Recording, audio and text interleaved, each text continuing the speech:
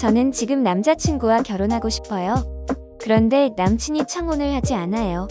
어떻게 하면 좋을까요? 결혼에 대한 이야기를 꺼내는 게 쉽지 않죠.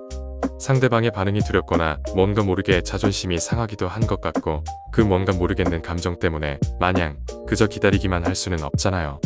하지만 중요한 건 서로의 감정을 이해하는 거예요. 이런 감정을 오래 갖고 있게 되면 오해하거나 괜히 다른 일에 짜증이 나거나 할 수 있어요. 그러니 너무 마음에만 담아두지 말고 관계를 한층 더 깊게 발전시킬 수 있는 대화를 해보세요. 각자의 가치관을 공유하는 거예요. 이야기를 나누다 보면 더 깊은 유대감을 형성할 수 있어요. 기회를 놓치지 마세요. 당신의 사랑을 한 단계 더 끌어올릴 수 있는 방법이 바로 여기 있습니다. 결혼을 원하는데 남자친구가 청혼을 하지 않아 고민인. 이런 상황에 대한 고민에 공감하는 여성분들도 계실 거예요. 답답함을 해결하기 위해 여러 생각을 해봤을 거예요. 예를 들어 상대방에게 직접적으로 결혼에 대한 의사를 물어보거나 결혼에 대한 자신의 생각을 솔직하게 표현하는 방법을 시도해 볼 생각도 해보았을 거예요. 그러나 이러한 대화가 항상 원활하게 진행되는 것은 아니며 때로는 상대방의 반응이 예상과 다르면 어떻게 하나 조심스러웠을 거고요.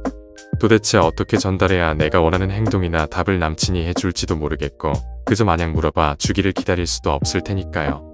이런 상황에서 중요한 것은 서로의 감정을 이해하고 결혼에 대한 각자의 가치관을 공유하는 거예요. 이를 통해 두 사람의 관계를 더욱 깊이 있게 발전시킬 수 있는 기회를 만들 수 있어요. 이럴 때는 몇 가지 중요한 점을 고려해보는 것이 도움이 될 수 있어요. 남자친구가 청혼을 하지 않는 이유는 여러 가지가 있을 수 있거든요. 관계의 발전이 더디게 느껴질 때 이런 점들을 고려해보세요. 첫째는 의사소통의 중요성인데 결혼에 대한 서로의 생각과 기대를 솔직하게 나누는 것이 필요해요. 남자친구가 결혼에 대해 어떻게 느끼고 있는지, 어떤 우려가 있는지를 물어보세요. 이런 대화는 서로의 마음을 이해하는 데 큰 도움이 될 수 있어요. 두 번째로 관계의 단계를 점검해보세요. 결혼은 두 사람의 삶을 함께하는 중요한 결정이라 경제적 안정과 직업 그리고 개인적인 목표 등 여러 요소가 결혼 결정을 좌우할 수 있어요. 서로의 현재 상황과 미래 계획에 대해 이야기해보는 거예요. 세 번째로는 가치관과 목표의 일치를 확인해보세요. 두 사람의 가치관이나 인생 목표가 얼마나 일치하는지 점검하는 것이 중요해요.